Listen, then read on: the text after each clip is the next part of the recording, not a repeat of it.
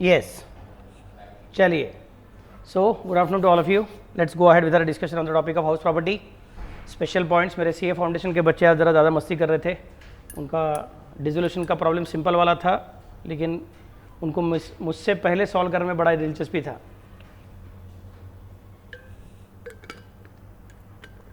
और फिर घाई करेगा तो दुनिया में एकदम सिंपल रूल है, घाई सर्व नाशाची आई. म्हणून घाई करायची नाही. Slow by slow, step by step करेंगे तो हर एक आंसर टैली होता है. बट घाई किया तो गड़बड़ में चले गए. अल्टीमेटली मेरा भी लेक्चर खाली फुकट लेट हो गया. चलो फिर let me start now special points. We have already seen 3 different points of house property. First one काय था, पहला पॉइंट काय होता, there should be house property. House property means building और land appurtenant thereto. Building can be commercial, building can be residential. Building can be commercial, देखिए पीछे बैठिए. Building can be commercial, building can be residential, anything is okay. Okay, बैठो बैठो वहाँ पे बैठो आराम से. देखता हूँ मैं, मुझे टाइम मिलेगा आता हूँ मैं भी उधर बैठने का. वैसे ही बाकी लोगों को भी बोलने का अंदर आके बैठो करके. Building can be residential, building can be commercial. Commercial रहेगा तो रूफ रहेगा तो भी चलेगा, नहीं रहेगा तो भी चलेगा. रेसिडेंशियल रहेगा तो क्या करना पड़ेगा, रूफ रहना चाहिए. ओके, फिर बोला था it can be brick and wood, it can be brick and mortar, wood and mud. Even igloo रहेगा तो भी चलेगा, ऐसा बात कहता है. जमीन के ऊपर रहेगा तो भी चलेगा, जमीन के नीचे रहेगा तो भी चलेगा. सिंगल स्टोरेड रहेगा तो भी चलेगा, मल्टी स्टोरेड रहेगा तो भी चलेगा. ये सब बातें अपना करके हो गया था. Then we saw the second condition, very difficult condition, that is the SSC should be owner thereof. Owner का मतलब क्या है, फिर वहाँ पे 2 अलग अलग पॉइंट्स आया था. एक कौन सा था, लीगल ओनर. दूसरा कौन सा था, डीम्ड ओनर. डीम्ड ओनर में हमने बोला था कि if the transfer is for a normal consideration तो टेंशन नहीं है. Transfer is for inadequate consideration और nil consideration and it is to the spouse or to the minor child, and to the spouse it is not in connection with an agreement to live apart, या फिर to the minor child who is not a minor daughter, married daughter, तो हम बोलेंगे छोड़ देने का, वरना उसको पकड़ लेने का करके. Then came the second point कि वो अगर कोऑपरेटिव सोसाइटी का मेंबर रहेगा तो क्या, और ट्रांसफर ऑफ प्रॉपर्टी एक्ट के हिसाब से सिर्फ कंसिडरेशन देके हो गया, स्टैम्प ड्यूटी भरने का बाकी है, रजिस्ट्रेशन बाकी है तो क्या, या फिर अगर वो इम्पार्शियल स्टेट रहेगा तो क्या. ऐसा अलग अलग पॉइंट्स अपना देख के हो गया था. And lastly we saw about what is the meaning of SSC should not have used it for the purpose of his own business और प्रोफेशन. ऐसे 3 अलग अलग कंडीशंस थे. सैलरी में चार्जिंग सेक्शन के लिए सिर्फ एक ही कंडीशन है, एम्प्लॉयर एम्प्लॉय रिलेशनशिप रहना चाहिए. हाउस प्रॉपर्टी में ऐसा कुछ कंडीशन डाला हुआ नहीं है. हाउस प्रॉपर्टी में 3 कंडीशन डाला हुआ है, रिलेशनशिप को देखने का नहीं रहता है. इसके अलावा कुछ स्पेशल पॉइंट्स है. If the property situated in a foreign country, computation is made as if the property situated in India. So if suppose I am an SSC in India and I am having a property, let us in Pakistan or maybe Bangladesh or maybe Nepal or Bhutan or maybe USA or maybe UK, और उधर मैं rent पे चढ़ा दिया उस property को और उसका रेंट मुझे मिल रहा है, but I am a resident in India. If I M resident in India in that case what happens, सब चीज इनकम को ऐसे ऐसे बोलते हैं हम लोग सारे के सारे. तो इंडिया के बाहर के प्रॉपर्टी का इंडिया के बाहर मिला हुआ रेंट भी इंडिया में टैक्सेबल हो जाएगा. समझ मैं कैसे बोल रहा हूँ, लेकिन उसका कंप्यूटेशन कैसे करने का, as if the property situated in India. In case of disputed ownership, the person in possession of the property is treated as the owner of the property. अगर disputed ownership है, मतलब 2 भाई लोगों का झगड़ा चालू है, पिताजी ने वसीयत में मेरा नाम से कर दिया है, दूसरा भाई बोलता है मेरे पास दूसरी वसीयत है, तेरा वसीयत झूठा है, मेरा वसीयत सच्चा है. समझा मैं कैसे बोल रहा हूँ, झगड़ा चालू है. तो कोर्ट क्या बोलेगा, ठीक है अभी जब तक तुम्हारा झगड़ा नहीं सुलझेगा तब तक इनकम टैक्स बोल रहा है कि आप चुपचाप से क्या कर दो, at this moment the person who is in possession of property, at this moment the person who is in possession of property should be considered as a owner. So 2 भाइयों का झगड़ा चालू था. 2 भाइयों के झगड़े के बीच में कोर्ट ने बोल कर रखा है कि अभी के लिए, ठीक से सुनिए मैं क्या बोल रहा हूं, अभी के लिए हमने ये प्रॉपर्टी एक कोर्ट के ऑफिशियल रिसीवर के नाम करके रखी हुई है. बाबा तू इसको संभाल. दोनों भाइयों का झगड़ा चालू है कि बाबा मैं ओनर हूं कि मैं ओनर हूं. पिताजी ने जाने के टाइम मेरे नाम से वसीयत बनाई थी कि तेरे नाम से वसीयत बनाई थी. तो अभी वो भाड़ा जो मिल रहा है उस प्रॉपर्टी का, वो बड़े भाई को भी नहीं मिल रहा है, छोटे भाई को भी नहीं मिल रहा है, क्योंकि झगड़ा चालू है. कोर्ट ने वहां पे ऑफिशियल रिसीवर अपॉइंट करके रखा हुआ है. Receiver collects the money and deposits in a special bank account. फिर उस प्रॉपर्टी का म्युनिसिपल टैक्स पे करने का रिसीवर उसमें से पे कर देता है. समझा मैं कैसे बोल रहा हूं. जब बाद में झगड़ा सुलझ जाएगा कि प्रॉपर्टी अल्टीमेटली किसके नाम से है, तो जो भी कुछ अमाउंट वहां पे जमा हो गई रहेगी उस आदमी को मिल जाएगी. तो ये तो कोर्ट ने बोल दिया अभी इस तरह से कंप्लीट करने का. इनकम टैक्स का लेकिन अभी ब्लड प्रेशर बढ़ गया. इनकम टैक्स बोलते अभी हम किसको पकड़े, जब तक तुम्हारा कोर्ट में तारीख पे तारीख खत्म नहीं होगा तब तक हम लोग चुप बैठेंगे क्या. 3 साल 4 साल हम तो असेसमेंट ईयर प्रीवियस ईयर उसके हिसाब से खेलते हैं. अब इस साल हमको किसी ना किसी का गला पकड़ने का है. बड़े भाई का पकड़े तो बोलते छोटे भाई को पकड़ो, छोटे भाई का बोलेगा तो बोलते बड़े भाई को पकड़ो, क्योंकि कोर्ट का हिसाब आने का बाकी है. तो हम बोलेंगे कोर्ट बोलता है फिर सिंपल चीज कंसिडर कर लो, अभी जो ऑफिशियल रिसीवर है ना उस प्रॉपर्टी का, उसको बोलने का तू टैक्स भर. बोलेगा मैं अपने पॉकेट से क्यों भरूंगा, नहीं तेरे पॉकेट से मत भर. वो प्रॉपर्टी का जो रेंट आ रहा है उसमें से तो टैक्स भर दे, तो उसमें तो म्यूनसिपल टैक्स भरने वाला था। अगर प्रॉपर्टी का कुछ रिपेयर्स मेंटेनेंस आएगा तो वो तो करने ही वाला था उसमें, तो वैसे इनकम टैक्स भी उसमें से भर दे, देयर इज नो प्रॉब्लम। फिर जो बचा कुछ अमाउंट है बैंक अकाउंट में रहने दे, फिर जब डिस्प्यूट सॉल्व हो जाएगा तो वो अपने आप कंप्लीट हो जाएगा। समझ में कैसे बोल रहा हूँ? नहीं तो बड़ा भाई छोटा भाई के अंदर झगड़ा चालू है, प्रॉपर्टी अभी तक बड़े भाई के कब्जे में, बड़ा भाई सारा का सारा रेंट ले रहा है, बोल के तू पहले टैक्स भर, बोलते लेकिन डिस्प्यूट चालू है, दैट इज ओके, टैक्स भर दे। समझ में कैसे बोल रहा हूँ? The person who is in possession of property will be considered as the deemed owner for the purpose of disputed property.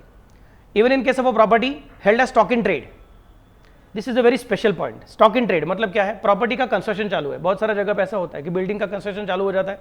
Generally building का ऑब्वियसली कैसे होगा, ऊपर से नीचे तो कंस्ट्रक्शन नहीं होगा, नीचे से ऊपर कंस्ट्रक्शन होता है।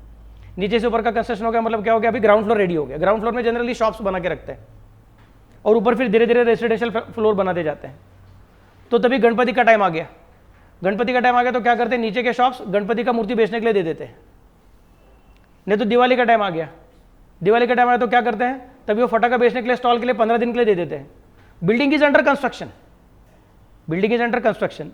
तो मैं बिल्डर हूं, मेरे लिए बिल्डिंग क्या है, गुड्स है।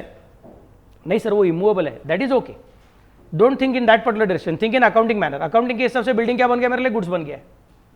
और अभी ये मेरा स्टॉक इन ट्रेड है क्योंकि मैं उसको बेचने वाला हूं। I am not holding the building as if I am interested in holding as a house property. जब ये पूरा हो जाएगा तब मैं बेचने वाला हूँ, तब तक के लिए टेम्पररी पीरियड 1 साल 2 साल के लिए, बीच बीच में दिवाली आ रहा है, कभी मैंगो का सीजन आ गया, कभी फटाके का सीजन आ गया, छतरी का सीजन आ गया, अम्ब्रेला वगैरह बेचने का। मैं बोला चलो ये शॉप नीचे का 15 दिन के भाड़े पे दे दो, गणपति का सीजन आ गया गणपति के लिए दे दो। समझा मैं कैसे बोल रहा हूँ? मैंगो और क्या फणस वणस वो सब चीज़ें रहेगा तो तभी 15 दिन के लिए 1 महीने के लिए दे दिया भाड़े पे।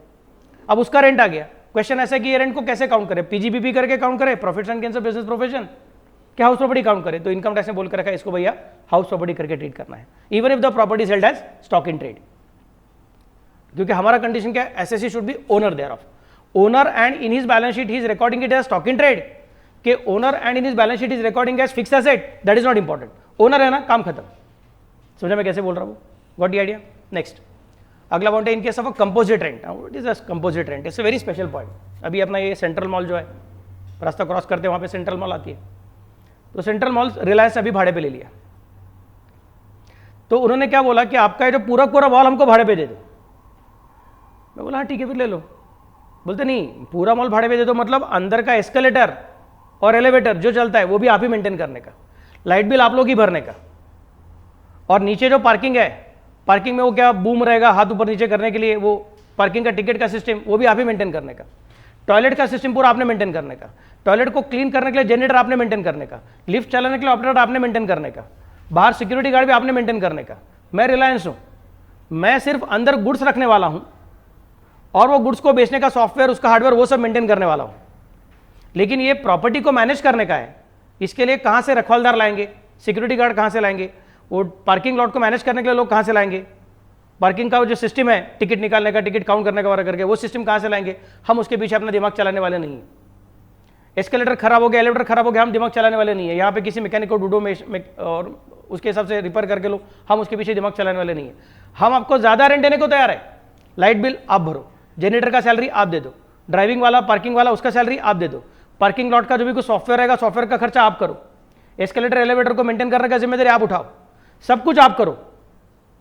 मैं सिर्फ वहां पे गुड्स लेके आऊंगा, मैं सिर्फ वहां पे मेरा वो जो क्यूआर कोड स्कैनर या फिर क्या तुम्हारा रहता है बारकोड स्कैनर, वो वाला चीज रखूंगा। उधर मैं अपना एम्प्लॉयज रखूंगा सेल्स के लिए, स्टॉक टेकिंग के लिए मेरा एम्प्लॉय, सेल्स के लिए मेरा एम्प्लॉय, सेल्स के लिए मेरा सॉफ्टवेयर, बाहर रिलायंस का बोर्ड। लेकिन मॉल का जो हार्डवेयर है उसको मैनेज करने के लिए मुझे नहीं काम करने का है, वो काम तुम करो। तो सेंट्रल मॉल वाले ने बोला ठीक है हमको चलेगा। तो हमारा रेंट कितना है, पर मंथ का रेंट है हमारा 10 लाख रुपीज, नहीं तो पर मंथ का रेंट है हमारा 20 लाख रुपीज।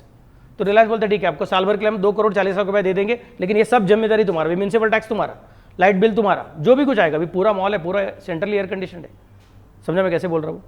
आपको जमता है तो बोलो। उन्होंने बोला ठीक है चलेगा। Now the question is, central mall का जो ओनर रहेगा उसको जो रेंट मिलता रहेगा, that rent is not purely for the purpose of building, it is for the purpose of building as well as for all these extra facilities. It is for building plus janitor salary plus escalator का maintenance, elevator का maintenance, electricity charges, सब चीजों का मिला के ऐसा rent मिल रहा है। This is called as composite rent, this is called as composite rent. आगे बैठो, 2 मिनट के लिए बैठो जल्दी से। कंपोजिट रेंट को हम लोग कैसे चेक करते हैं फिर?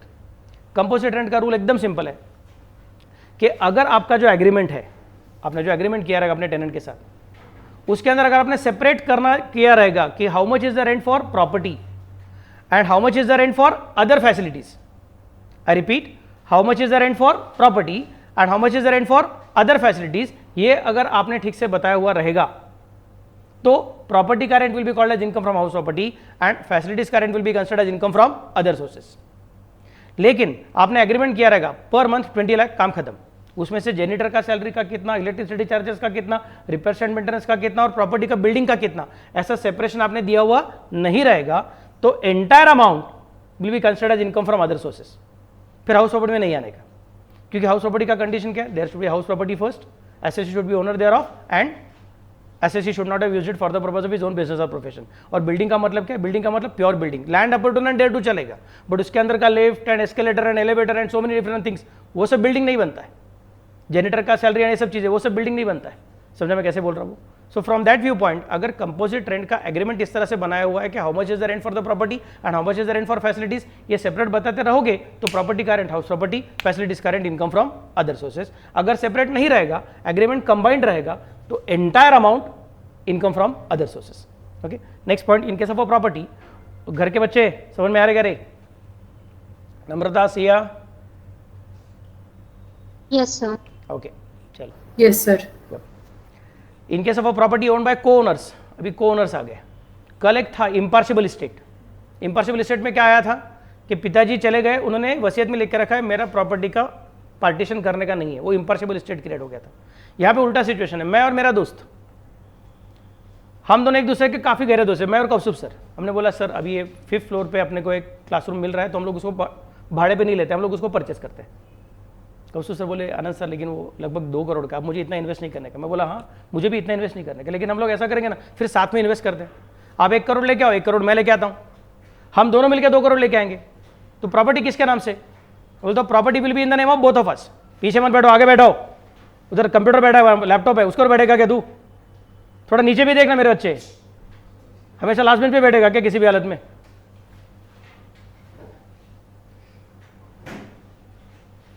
तो मैंने सर को बोला कि सर जी देखिए आप 1 करोड़ डालिए, मैं 1 करोड़ डालता हूँ। सर बोलते लेकिन फिर किसके नाम से? प्रॉपर्टी बायर कौन है? मैं बोला हम दोनों बायर। तो ओनर कौन है? हम दोनों ओनर। हमारा शेयर कितना? हमारा शेयर आधा आधा है। फिर ये प्रॉपर्टी को हम परचेस करते हैं और बाद में बाकी किसी को हम भाड़े पे दे देते हैं। जो भाड़ा आएगा उसका आधा आपका, आधा मेरा। समझ मैं कैसे बोल रहा हूँ? तो seller is single person, buyer are multiple people. This is a co-ownership property. This is not a partnership, क्योंकि पार्टनरशिप के लिए बिजनेस का होना जरूरी है, यहाँ पे बिजनेस तो है नहीं। समझना मैं कैसे बोल रहा हूँ? So in case of a property owned by the co-owners whose share in the property income are definite and ascertainable, अभी मैंने बोला था आधा मेरा आधा आपका, definite and ascertainable, then the income from the property is calculated first. Sir income कैसे calculate करने का वो सिखाने का बाकी, आज वही सिखाने वाला हूँ, इनकम कैसे कैलकुलेट करने का। कि पहले उसमें ग्रॉस एनुअल वैल्यू कैलकुलेट किया जाता है, उसमें से म्युनिसिपल टैक्स माइनस किया जाता है, फिर जो बचेगा उसको नेट एनुअल वैल्यू बोलते हैं, उसमें से स्टैंडर्ड डिडक्शन माइनस होता है। यहाँ पे भी स्टैंडर्ड डिडक्शन है, सैलरी जैसा नहीं, थोड़ा सा अलग है, और interest on money borrowed minus करने को मिलता है। उसमें डिफॉल्ट स्कीम में सिस्टम अलग है और ऑप्शनल स्कीम में सिस्टम अलग है। फिर जो बचेगा उसको इनकम फ्रॉम हाउस प्रॉपर्टी बोलते हैं। फिर वो जो इनकम फ्रॉम हाउस प्रॉपर्टी आएगा उसको हम लोग फिर तुम्हारे शेयर के हिसाब से डिवाइड करेंगे। Thereafter the share of each co-owner in such income is included in his total income. तो पहले पूरे प्रॉपर्टी का इनकम कैलकुलेट करते हैं, इसके हाथ में कितना उसके हाथ में कितना, अलग अलग कैलकुलेट नहीं करते हैं। रेंट अगर हमको मिलता रहेगा 2 लाख रुपया, तो सर कौसुफ सर का रेंट आपके उनके हाथ में 1 लाख, आपके हाथ में 1 लाख, ऐसा नहीं काउंट करने का।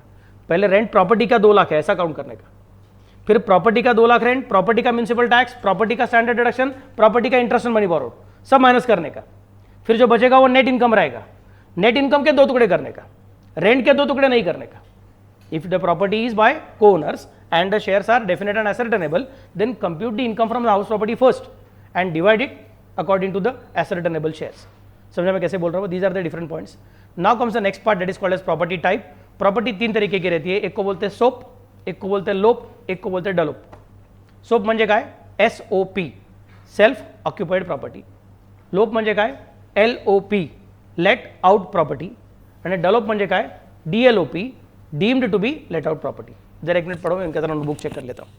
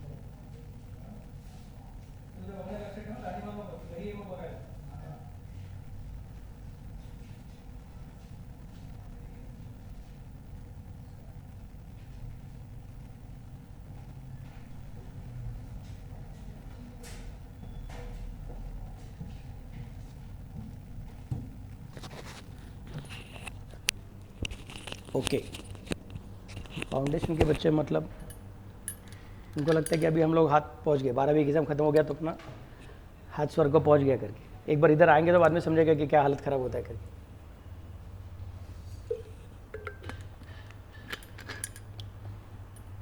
कराटे किड का पिक्चर है, आपने देखा क्या? कराटे किड का पिक्चर बहुत अच्छा पिक्चर है, कभी मिलेगा टाइम तो जरूर से देखिए। जैकी चैन का पिक्चर है और मेरे ख्याल से कौन विल स्मिथ का बेटा है उसके अंदर। तो तुम सब लोगों के अंदर एक ऐसा एक ये रहता है कि बाबा मैं नहीं सुनूंगा, मैं रूल नहीं फॉलो करूंगा वगैरह करके। और जब तुम किसी प्रोफेशनल कोर्स में आते हो तो बाय डिफ़ॉल्ट तुमको इंपॉर्टेंस क्या रहता है कि रूल फॉलो करने को आना चाहिए। डॉक्टर बोलेगा मैं रूल फॉलो नहीं करेगा तो नहीं चलेगा, सामने वो ऑलरेडी खुल गया है उसका पेट, अब रूल नहीं फॉलो करे तो कैसे चलेगा, मर जाएगा वो। समझा मैं कैसे बोल रहा हूँ? तो if you want to become a doctor then you will have to have that capacity of thinking straight. समझा मैं कैसे? You are not suppose to be creative, rebellion वाला सब अलग बात है।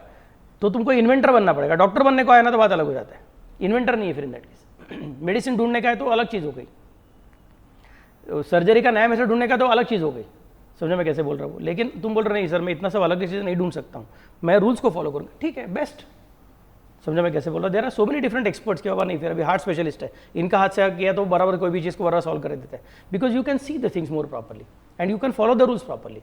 तो वैसे ही सीए का प्रैक्टिस है ना। तो अभी तुम रेबेलियस बनना नेचुरल है, आई एक्सेप्ट, मुझे कुछ प्रॉब्लम नहीं है कि तुम रेबेलियस नहीं रहना चाहिए, that is true, but at the same time your intention should be to understand exactly कि इसमें से कौन सा रेबेलियन चलेगा और कौन सा रेबेलियन का कुछ मतलब नहीं है, खाली फुकट हम लोग हीट जनरेट कर रहे हैं, that is not something which is required be done. Okay चलो ठीक है। All properties can be broadly classified into three categories. The fourth category given below covers extreme situations which can get reclassified into either of the three categories. पहले कौन है? SOP. SOP का मतलब क्या है? When SSE owns only two houses.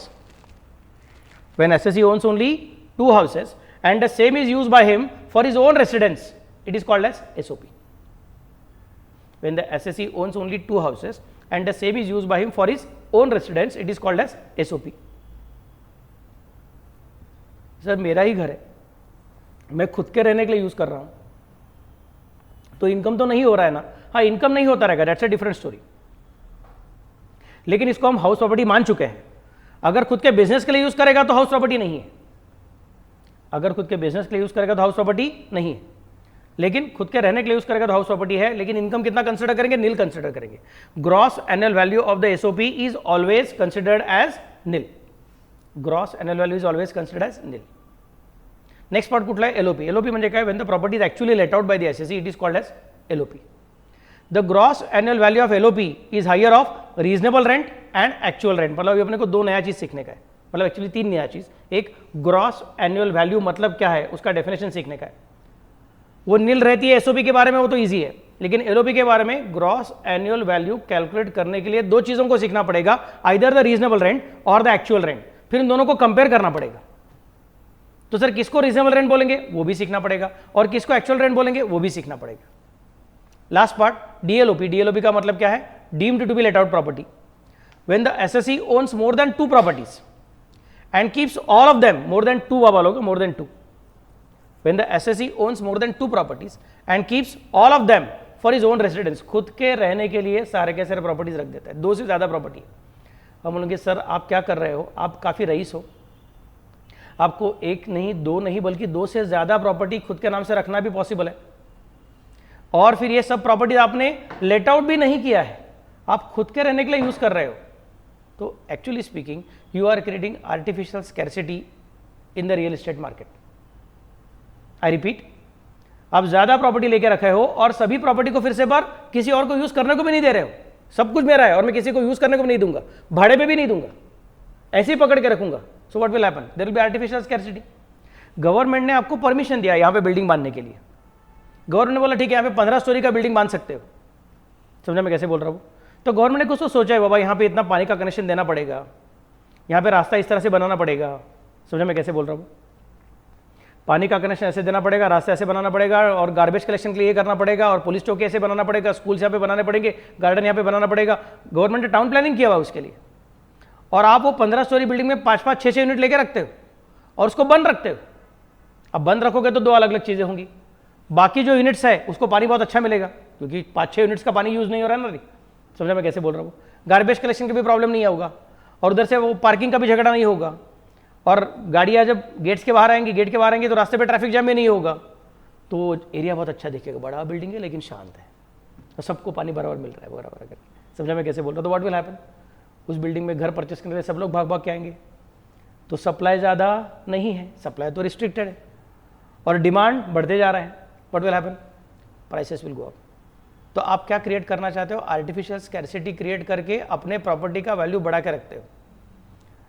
जब आपको सचमुच में कैश की जरूरत है तब आप हायर प्राइस पे बेचोगे, और जब कैश की जरूरत नहीं है तब आप बैंक के पास जाके लोन लेके आओगे फिर से एक बार नया प्रॉपर्टी परचेस करने के लिए, वहां पे भी आर्टिफिशियल स्कैर्सिटी क्रिएट करोगे। गवर्नमेंट इतना बना के रखा है, इधर पुलिस चौकी है, इधर स्ट्रीट लाइट्स है, इधर गार्डन्स है, और वो सब वेस्ट हो गया यहाँ पे।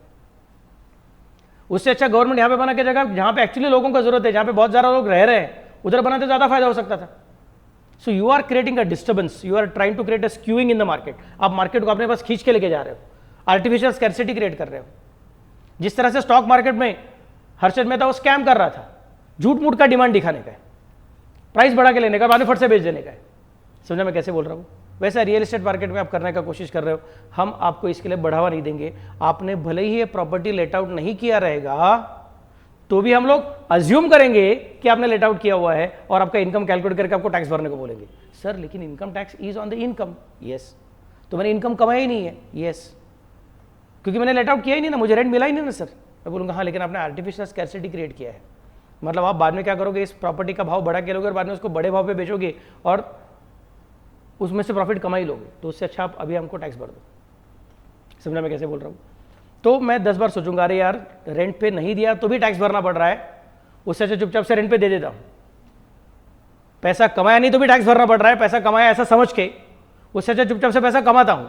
अगर वो रेंट पे देना चालू करेगा तो what will happen, then the artificial scarcity will go down. समझ मैं कैसे बोल रहा हूँ? भले ही परचेस करने को नहीं मिल रहा, लेकिन वो बोले अरे मुझे 3 साल के लिए चाहिए था यहाँ पे जगह, तो 3 साल के लिए ले लिया, काम खत्म। तो आर्टिफिशियल स्कैर्सिटी कम हो जाएगा। मतलब जगह के भाव जो बढ़ते जा रहे दे आर स्काई रॉकेटिंग, वो सब थोड़े कम होना चालू हो जाएगा। समझ मैं कैसे बोल रहा हूँ? तो DLOP is a very powerful tool government is using for the purpose of ensuring that people are not creating artificial scarcity in the real estate market. लेकिन फिर भी हमने ये एक्सेप्ट किया हुआ है कि आजकल ऐसा हो सकता है कि एक एक आदमी के पास एक से ज़्यादा घर रह सकता है। For example I may be working in Pune and I am also working in let us से मुंबई। तो मैं हर एक महीना पुणे में काम करता हूँ, एक महीना मुंबई में काम करता हूँ, आते जाते रहता हूँ। फिर मैं बेंगलोर में काम करता हूँ, मुंबई में काम करता हूँ, जस्ट एग्जाम्पल। समझा मैं कैसे बोल रहा हूँ? तो 6 महीना उधर 6 महीना इधर, तो मैं वहाँ पे भी घर लेके रखा हुआ है। तो बोलते हैं ठीक है 2 घर आदमी का रहेगा, हम एक्सेप्ट करने को तैयार है। That means he is not creating artificial scarcity. We know that the world is very dynamic nowadays and people are required to travel a lot and people may be having 1 or more properties and different states और different cities etcetera.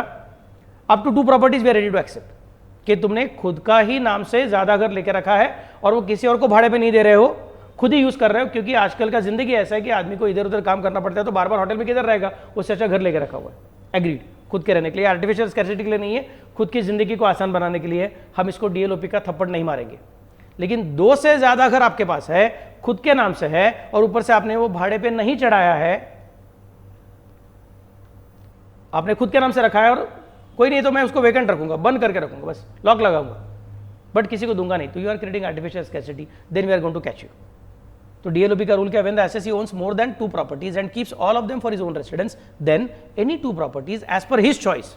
लेकिन अभी government बाद में क्या बोलता है कि हमने अभी पकड़ लिया आपको, थप्पड़ तो मारने वाले डीएलओपी का, लेकिन तू बोल कौन से गाल पे मारू। समझा मैं कैसे बोल रहा हूँ? तू बोलेगा उधर मारेंगे, लेकिन मारेंगे, अभी छोड़ेंगे नहीं। तो सर मेरा 6 प्रॉपर्टी था, 6 का 6 मैंने अपने नाम से रखा है, 6 का 6 मैं किसी और को भाड़े पे नहीं दे रहा हूँ, तो उसमें से कोई भी 2 प्रॉपर्टी जो तू चुनेगा वो हम एसओपी ट्रीट करने को देंगे, बाकी के 4 प्रॉपर्टी ऑटोमेटिकली क्या हो जाएंगे, डीएलओपी। सर मैं इस साल ये 2 प्रॉपर्टी को एसओपी ट्रीट करता हूँ, अगले साल किसी और 2 प्रॉपर्टी को एसओपी ट्रीट करने को मुझे मिलेगा क्या, can I change my choice? मैं बोलता हूँ हाँ, every year you can change your choice, every year, every month नहीं। समझा मैं कैसे बोल रहा हूँ? Every year you can change your choice, that's not a problem. But एक बार इस साल के लिए सिलेक्ट किया तो अभी ये साल तो कंप्लीट पूरा करो, बाद में अगले साल फिर से चेंज करना तो चेंज कर सकते हो, as per your choice. The choice of SOP can be made every year. The gross annual value of DLOP is equal to the reasonable rent. The gross annual value of the DLOP is equal to reasonable rent. SOP का gave कितना, gave म्हणजे gross annual value, gave म्हणजे gross annual value.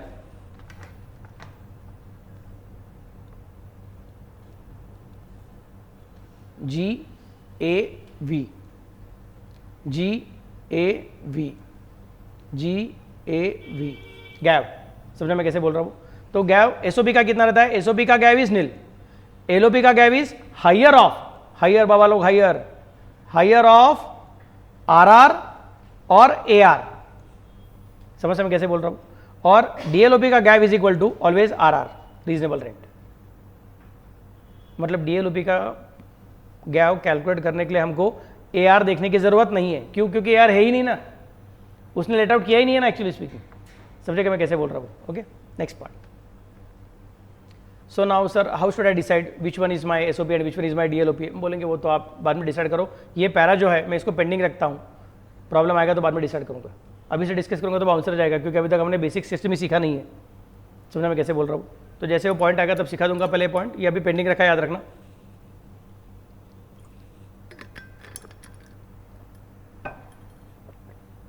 अगला point है extreme situations. When the SSE owns only one property, SSE owns only one property, part of which is SOP, part of which is SOP, and the remaining is LOP, part of which is SOP and the remaining is LOP, then SOP and LOP portion are treated as if they are separate properties.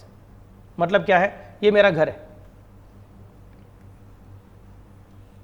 ये मैंने भाड़े पे दिया हुआ था, लेकिन मैंने क्या कर दिया? इस घर के दो टुकड़े कर दिए। ओके, जो ग्राउंड फ्लोर है वो मैंने एसओपी करके ट्रीट किया है, और जो फर्स्ट फ्लोर है वो मैंने एलओपी करके ट्रीट कर दिया। समझे मैं कैसे बोल रहा हूँ? So the property is divided by into two parts. Bangalore में आप जाओगे तो बहुत सारा जगह वैसे दिखेगा आपको। बैंगलोर का जो आउटस्कर्ट्स है वहाँ पे बहुत सारे लोग बंगलो बनाते हैं। एक बंगलो का एक पार्ट खुद यूज़ करते हैं, दूसरा पार्ट पेइंग गेस्ट करके दे देते हैं। पूरा में भी है ऐसा, कुछ जगह पे होता है कि one part is used by the owners and rest of the part is given to the tenants. So when the property is only one property but part of which is SOP and the remaining part is LOP, एक part क्या उसका SOP है, दूसरा part क्या उसका LOP है, then SOP and LOP portions are treated as if they are two separate properties. फिर ऐसा नहीं कंसिडर करने का कि एक प्रॉपर्टी के दो टुकड़े हैं, ऐसा समझना कि दो प्रॉपर्टी है। और SOP को क्या कंसिडर करेंगे? GAV is equal to nil, और LOP का गैव हम लोग कैलकुलेट करेंगे reasonable rent and actual rent whichever is higher. ऐसा अलग अलग कैलकुलेट करने का, as if there are two properties. Although दिखने के लिए वो एक ही बंगलो है। समझ में क्या बोल रहा हूं? ऑल्दो म्युनिसिपल टैक्स के बिल पे उसका एक ही बिल आता है। Are you getting the point what I am trying? But we will count it as if it is two different properties and based on the ratio of the area. तो अगर ground floor and first floor exactly same area का रहेगा तो बात अलग है, मतलब 50% बचाएगा। अगर ग्राउंड फ्लोर बड़ा है, फर्स्ट फ्लोर छोटा है, तो इन दैट केस उसके हिसाब से लेना पड़ेगा 60% 40% की क्या। Next, when the SSE owns only one property which is fully occupied as SOP for part of the year and fully let out for balance part of the year. पहले paragraph के मुकाबले दूसरा पैराग्राफ थोड़ा अलग है। पहले paragraph में घर एक है, 12 महीने के लिए SOP है, 12 महीने के लिए LOP है। एक पोर्शन 12 महीने के लिए LOP, दूसरा पोर्शन 12 महीने के लिए SOP। तो फिर हम कंसिडर करेंगे कि बाबा ये प्रॉपर्टी ही दो प्रॉपर्टी ऐसा कंसिडर करो अकॉर्डिंग टू द एरिया, उसका कैलकुलेशन अलग से करो। That's what we are saying. Whereas when we are thinking about second situation, यहां पे क्या बोल रहा है कि ये प्रॉपर्टी है, ये पूरा प्रॉपर्टी 5 महीने के लिए एलओपी था और बाद में 7 महीने के लिए एसओपी था। तो जब एसओपी है तो पूरा घर एसओपी है, और जब एलओपी है तो पूरा घर एलओपी है। कह रहे समझ सकते मैं क्या बोल रहा हूं? हम लोग घर के टुकड़े नहीं कर रहे हैं, आधा मैं यूज कर रहा हूं, आधा टेनेंट को दे रहा हूं, ऐसा कुछ नहीं है। पूरा घर एक तो मैं यूज करूंगा, वरना मेरा टेनेंट यूज करेगा। When the SSE owns only one property which is fully occupied as SOP for part of the year and fully as LOP for balance part of the year, in that case the calculation is made as if the property was LOP for the full year. सबको समझा मैं कैसे बोल रहा हूँ? In that case the property is treated as LOP for the full year. इसको क्या treat करेंगे? LOP ट्रीट करेंगे for the full year. नहीं सर, लेकिन थोड़ा पार्ट के लिए SOP था, उसको भूल जाएंगे। That's a simple part. तो अब तक मैंने आपको क्या सिखाया? SOP का मतलब क्या, LOP का मतलब क्या, DLOP का मतलब क्या, उसके पीछे का लॉजिक सिखाया। ये बता के रखा कि हम सबके लिए गैव कैलकुलेट करना चाहते हैं। गैव का फुल फॉर्म होता है ग्रॉस एनुअल वैल्यू। एसओपी की गैव कैलकुलेट करने की जरूरत नहीं, क्योंकि वो हमेशा नील ही रहती है। एलओपी की GAV is higher of either AR नहीं तो आरआर, एंड डीएलओपी की GAV is equal to always RR. फिर मैंने बोला कि एसओपी डीएलओपी चॉइस कैसे करने का वो पेंडिंग रखा है, बाद में डिस्कस करूंगा। और फिर मैंने बोला एक्सट्रीम सिचुएशंस के एक ही प्रॉपर्टी के दो टुकड़े, एक 12 महीने के लिए एसओपी, दूसरा 12 महीने के लिए एलओपी, तो इन दैट केस दो प्रॉपर्टी ऐसा ट्रीट करना पड़ता है। SOP portion is SOP property, DLOP portion is LOP portion is LOP property. और अगर सपोज आपका एक प्रॉपर्टी है, जब खुद यूज़ किया तो पूरा प्रॉपर्टी खुद यूज़ किया, जब लेट आउट किया तो पूरा प्रॉपर्टी खुद लेट आउट किया, ऐसा दो अलग अलग सिचुएशंस कंसिडर किया रहेगा। तो इन दैट केस हम बोलेंगे फिर भले ही उस प्रॉपर्टी को साल भर के लिए आपने लेट आउट नहीं किया है तो भी हम इसको साल भर के लिए लेट आउट किया ऐसा कंसिडर करेंगे, काम खत्म। अब मुझे पता है कि मैंने सारे के सारे सिचुएशंस को कवर कर लिया है, अब मुझे गैप कैलकुलेट करनी है। तो गैप कैसे कैलकुलेट करनी है, सॉरी इनकम कैलकुलेट करना है। कैसे कैलकुलेट करूंगा, तो एसओपी का डिफॉल्ट स्कीम में इनकम कंप्यूटेशन अलग है और ऑप्शनल स्कीम में इनकम कंप्यूटेशन अलग है। एलओपी का डिफॉल्ट या फिर ऑप्शनल ऐसा कुछ अलग अलग नहीं है, सेम ही कंप्यूटेशन है, और डीएलओपी का भी सेम ही कंप्यूटेशन है। सो डिफॉल्ट स्कीम फॉलो कर रहा है एसएससी के, ऑप्शनल स्कीम फॉलो कर रहा है assessee, is important only for SOP. LOP DLOP के लिए इसका कुछ जरूरत पड़ता नहीं है। फॉर्मूला क्या है फिर उसका, GAV minus municipal tax is equal to NAV, GAV minus municipal tax is equal to NAV minus 30% standard deduction and minus interest money borrowed is equal to income from house property.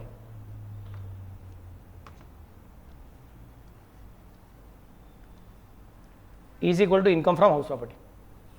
सबको समझा मैं कैसे बोल रहा हूँ, got the idea. सो पहले कौन चाहिए, ग्रॉस एनुअल वैल्यू, उसमें से क्या माइनस करने का है, म्यूनिसिपल टैक्स। फॉर्मेट एक ही है, अमाउंट अलग अलग आ सकती है बट फॉर्मेट एक ही है। सैलरी में ऐसा झंझट था, सैलरी में ऐसा फॉर्मेट हम बना नहीं सकते थे एक्चुअली, कितना बड़ा फॉर्मेट था, ये भी आ सकता है वो भी आ सकता है, अलाउंसेस आएंगे नहीं आएंगे, हर एक प्रॉब्लम को ठीक से पढ़ना पड़ता था। यहाँ पे सब कुछ सिंपल रहेगा, फॉर्मेट एकदम सिंपल है। Gross annual value minus municipal tax is equal to net annual value minus deduction under section 24। उसके अंदर दो ही डिडक्शंस है, एक का नाम है स्टैंडर्ड डिडक्शन, दूसरे का नाम है इंटरेस्ट ऑन मनी बोरोड। जो बचेगा उसको बोलेंगे net income from house property, simple format. फिर अगर तुम्हारा एसओपी है और डिफॉल्ट स्कीम है तो फिर ये सब चीजें नील नील नील है, मतलब अल्टीमेट आंसर भी नील ही रहेगा। समझा मैं कैसे बोल रहा हूं। लेकिन अगर सपोज तुम्हारा एसओपी होने के बावजूद तुम्हारा ऑप्शनल स्कीम चूज किया है, तुमने डिफॉल्ट से बाहर निकल गए हो, इन दैट केस फॉर्मेट बन जाएगा gross annual value is nil, less from that municipal tax, what you get is net annual value, less from that deduction under section 24 में ऑब्वियसली नील आएगा क्योंकि it is 30% of NAV, NAV कितना तुम्हारा नील है तो नील का 30% मतलब नील ही आएगा फिर से एक बार। तो सर लगभग सेम ही हो गया यहाँ तक, यस।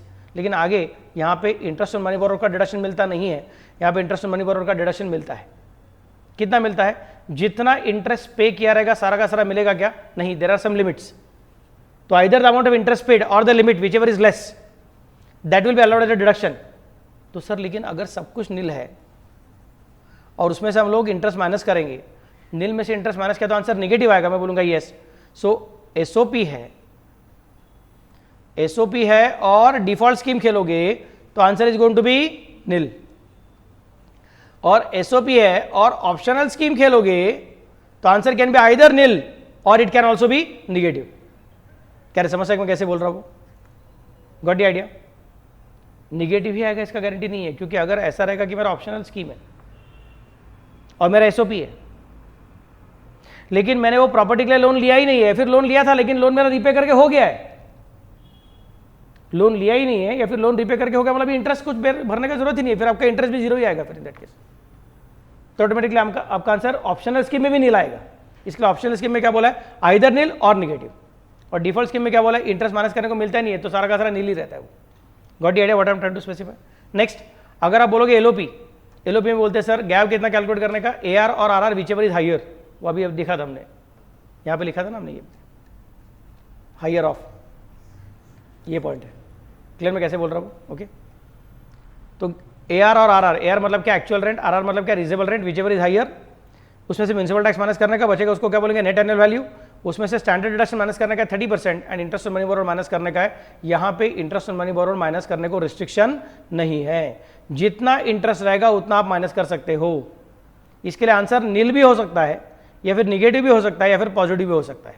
एलओपी का आंसर कुछ भी रह सकता है, either nil if the deductions are exactly equal to the amount of NAV, if the deductions are exactly equal to the amount of NAV तो आपका आंसर आएगा नील, if the deductions are less than NAV तो आपका answer आएगा positive, और if the deductions are more than NAV in that case आपका answer आएगा negative. समझो मैं कैसे बोल रहा हूँ। लास्ट पार्ट कौन है, डीएलओपी, बाकी सब सेम है, सिर्फ एक ही फर्क है, यहाँ पे एआर और आरआर बोला था, यहाँ पे सिर्फ आरआर है।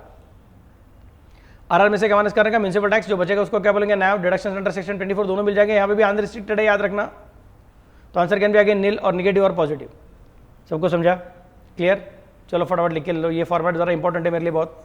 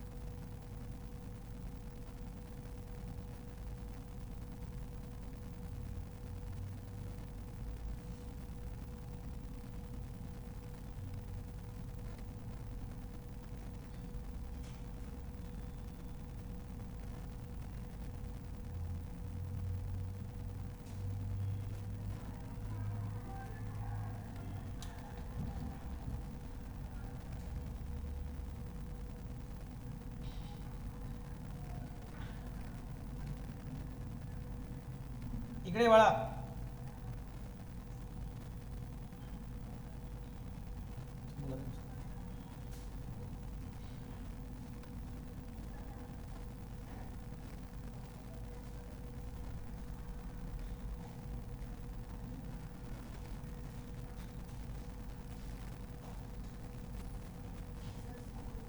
ओके.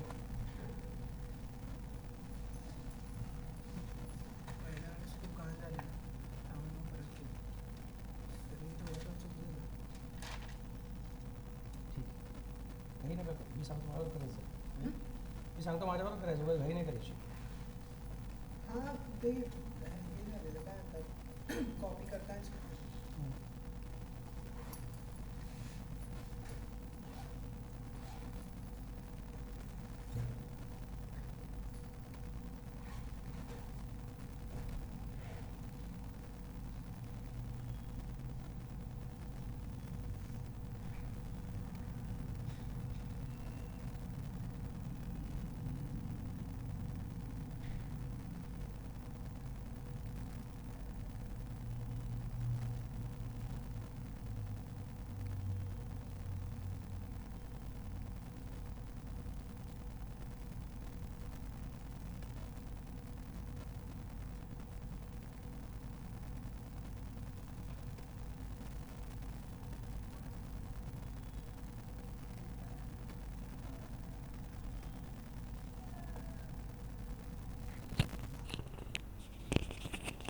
हो गया कंप्लीट.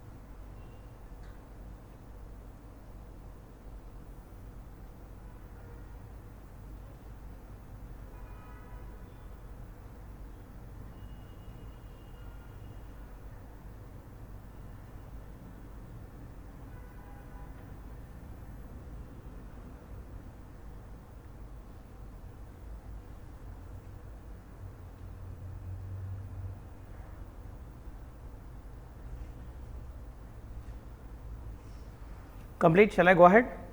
ओके. चलिए, now comes the next part कि सर ये जो कब से आप बोल रहे थे गैव कैलकुलेट करने का, गैव कैलकुलेट करने का, गैव कैलकुलेट कैसे करने का, वही अपने को सीखने का. तो गैव का फुल फॉर्म क्या है? गैव का फुल फॉर्म है it is the inherent capacity of the property to fetch the rent. This is a very dangerous point, very very dangerous point. Income tax ने यहां पे अपना हमेशा का मेथड पूरा पूरा छोड़ दिया है और पूरा नया मेथड लाया है. सैलरी में क्या था? हमने बोला था employer employee relationship, anything paid by the employer, मतलब पेमेंट जरूरी है. Anything paid by the employer to the employee by whatever name called, whether in cash और in kind, whether in lump sum और in piecemeal, whether during employment और at the time of retirement और after retirement, everything is called as salary. ऐसा बोला था. But payment जरूरी है, देना जरूरी है, मिलना जरूरी है. गैव के बारे में क्या बोलते हैं? देना मिलने का झंझट ही नहीं है. देने का मिलने का झंझट ही नहीं है. सीधा क्या बात करेंगे? It is the inherent capacity. ये कैपेसिटी है, ये आपकी ताकत है. इस ताकत को आपने यूटिलाइज किया है कि नहीं किया है, ये ताकत मटेरियलाइज हुई है कि नहीं हुई है, उसको हमको फर्क ही नहीं पड़ता है. Even if you have not received the rent, still we are going to consider that this is your gross annual value. ऐसा क्यों किया रहेगा गवर्नमेंट ने? सैलरी में अगर वो मेरा पोटेंशियल क्या है, मेरी कैपेसिटी क्या है, उसको नहीं देखते हैं, बल्कि मुझे क्या मिल रहा है उसको देखते हैं. तो हाउस प्रॉपर्टी में वो मेरे प्रॉपर्टी के पोटेंशियल की तरफ, मेरे प्रॉपर्टी के ताकत की तरफ क्यों देखते हैं? मेरे प्रॉपर्टी के ट्रांजैक्शन को क्यों नहीं देखते हैं? What is the reason? सोच के देखिए. जब तुम सैलरी की बात करते हो तो there is a giver that is employer and there is a receiver that is employee and there is a superior subordinate relationship. जो गिवर है वो सुपीरियर है और जो रिसीवर है वो सबऑर्डिनेट है. आई रिपीट, जो गिवर है वो सुपीरियर है, जो रिसीवर है वो सबॉर्डिनेट है। और गिवर का खुद का पीजीबीपी आने वाला है। पीजीबीपी मतलब क्या? Profits and gains of business profession. तो वो तुमको जो सैलरी दे रहा है वो उसका खर्चा होने वाला है, मतलब उसका खुद का नेट प्रॉफिट कैलकुलेट करने का है, तो वो वहां पे अपना नेट प्रॉफिट कितना है बताने वाला है। और उसका नेट प्रॉफिट कैलकुलेट करने के लिए उसको अपना खर्चा क्या है वो सही सही बताना पड़ेगा। जिस तरह से आप अपना इनकम टैक्स कम करना चाहते हो, उस तरह से अपना एम्प्लॉयर भी खुद का टैक्स कम करना चाहता है। मतलब वो आपको जितना सैलरी दे रहा है वो सैलरी पूरा पूरा दिखाने का कोशिश करेगा। इनफैक्ट अगर हो सके तो बढ़ा चढ़ा के दिखाने का कोशिश करेगा, क्योंकि जितना आपका सैलरी ज्यादा उतना उसका खर्चा ज्यादा, जितना उसका खर्चा ज्यादा उतना उसका प्रॉफिट कम, उसका प्रॉफिट कम मतलब उसका इनकम टैक्स कम। तो गिवर जो सुपीरियर है वो खुद का टैक्स कम करने के लिए, खुद का नेट प्रॉफिट छोटा दिखाने के लिए आपका सैलरी कितना है वो सच सच बता देगा। समझा मैं कैसे बोल रहा हूं? वो झूठ बताने का चांसेस है ही नहीं। तो इसके लिए आपका सैलरी कितना है ये आपको हम पूछते ही नहीं है, हम आपके एम्प्लॉयर को पूछते हैं कि आपने इनको कितना सैलरी दिया हुआ है। मैंने वहां पे बोलने के टाइम भी क्या बोला था? Anything paid by the employer to the employee. मैंने ये नहीं बोला था anything received by the employee from the employer. Starting point हम बोलते कि एम्प्लॉयर के हिसाब से देखो भैया, वो सुपीरियर है और वो सच बताने वाला है। क्यों? क्योंकि अगर वो सच बताएगा तो उसका नेट प्रॉफिट कम दिखेगा, उसका नेट प्रॉफिट कम दिखेगा तो उसका टैक्स बचेगा, तो वो सच बोलने का चांसेस ज्यादा है। समझा मैं कैसे बोल रहा हूं? लेकिन जब तुम लैंडलॉर्ड और टेनेंट की रिलेशनशिप देखते हो तो यहां पे भी एक गिवर है, यहां पे भी एक रिसीवर है। लेकिन यहां पे जो गिवर है, पेयर है, वहां पे employer was the payer and employer was the superior. यहां पे tenant is the payer but tenant is the subordinate. Landlord के सामने टेनेंट का आवाज नहीं चलता है, वहां पे एम्प्लॉयर के सामने एम्प्लॉय का आवाज नहीं चलता है। यहां पे लैंडलॉर्ड मतलब रिसीवर ऑफ रेंट के सामने गिवर ऑफ रेंट का आवाज नहीं चलता है। अगर उसने ज्यादा आवाज किया तो लैंडलॉर्ड बोलेगा जगह छोड़ दो, दूसरा टेनेंट आएगा, मुझे कुछ प्रॉब्लम नहीं है। समझा मैं कैसे बोल रहा हूं? So there is a chance कि अगर सपोज मेरा प्रॉपर्टी बहुत प्राइम लोकेशन पे रहेगा तो मैं अपने टेनेंट को ऐसा बोल सकता हूं कि मैं प्रॉपर्टी भाड़े पे देने को तैयार हूं। प्रॉपर्टी का भाड़ा कितना है? 75,000 पर मंथ, बट उस 75,000 पर मंथ में से आप मुझे सिर्फ 25,000 रुपया चेक से देने वाले हो, बाकी का 50,000 कैश से देने वाले हो। अगर जमता रहेगा तो हाँ बोलो, नहीं रहता है तो छोड़ दो। मैं आपको 25,000 का रिसीट दूंगा लेकिन आपके पास से 75,000 रुपया लूंगा, बाकी का 50,000 मुझे कैश में चाहिए। जमता रहेगा तो हाँ, नहीं तो जाने दो, दूसरा टेनेंट रेडी है मैं दे दूंगा। Property is hot property at a proper location, prime location, तो मुझे तुम नहीं तो कोई और मिल ही जाएगा। That's not a problem. समझा मैं कैसे बोल रहा हूँ? तो on paper now the property is given on rent only for rupees 25,000, whereas in reality I am earning the rent of rupees 75,000। And वो जो मेरा टेनेंट है अगर सपोज उसके लिए घर रहेगा, वो रहने के लिए यूज करता रहेगा सपोज वो, तो उसका तो खुद का सैलरी इनकम वगैरह कुछ ना कुछ तो रहेगा। अगर उसका बिजनेस इनकम रहेगा तो भी घर का rent is not considered as business के एक्सपेंसेस।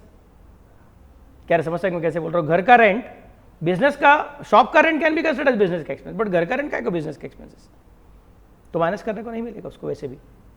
तो अगर वो सैलरी एम्प्लॉयड रहेगा तो उसको माइनस करने को क्या मिलता है? सिर्फ standard deduction, entertainment allowance and profession tax. Rent minus करने को वैसे भी नहीं मिलता उसको। और अगर वो डिफॉल्ट स्कीम रहेगा तो उसको एचआरए का एग्जेम्पशन भी नहीं मिलता है, कुछ भी नहीं मिलता है उसको एक्चुअली स्पीक। तो सैलरी वाला रहेगा तो बोलेगा ठीक है ना, अपने को क्या अच्छा जगह पे, लोकेशन पे जगह मिल गया ना, ठीक है, क्या थोड़ा कैश देना पड़ेगा, थोड़ा चेक देना पड़ेगा, दे देंगे, कुछ प्रॉब्लम नहीं है अपने को। समझा मैं कैसे बोल रहा हूँ?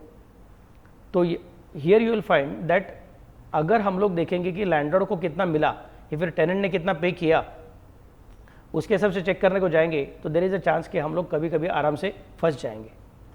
सेकेंड थिंग, हम जब देखते हैं सैलरी का रिलेशनशिप तो वहाँ पे जनरली एम्प्लॉयर एक रहता है और एम्प्लॉई अनेक रहते हैं।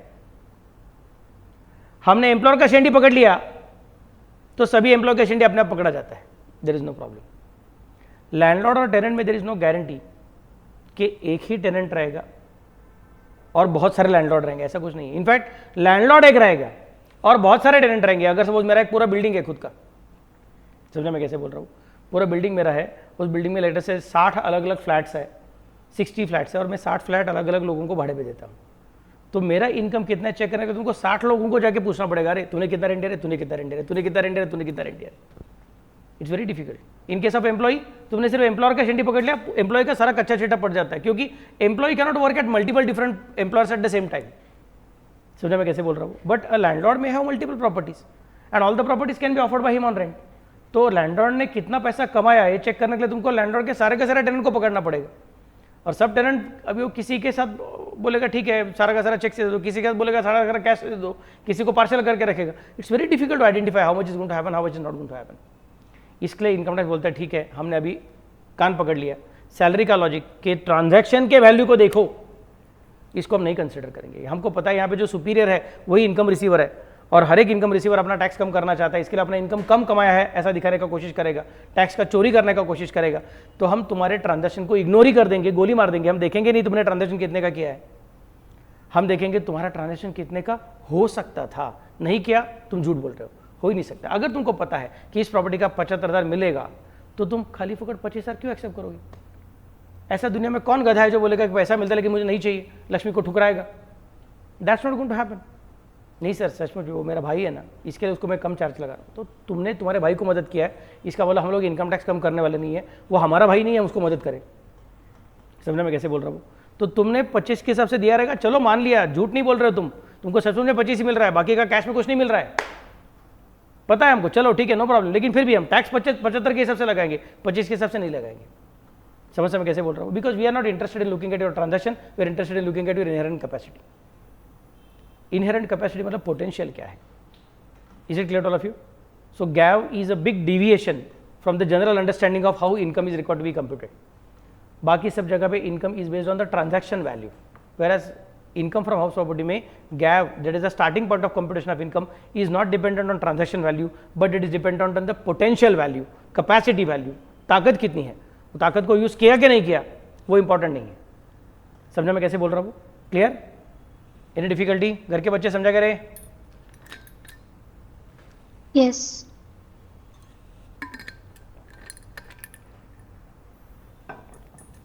एसओपी की गैप कितनी रहती है? एसओपी की गैप इज ऑलवेज नील। एलओपी की गैप कितनी रहती है? It is higher of the reasonable rent और एक्चुअल रेंट। एंड डीएलओपी की गैप कितनी रहती है? It is reasonable rent. अब ये गैप कैलकुलेट करने के पहले कुछ इंपॉर्टेंट पॉइंट याद रखो। इंपॉर्टेंट पॉइंट क्या है तुम्हारा कि there are 3 different things which can happen.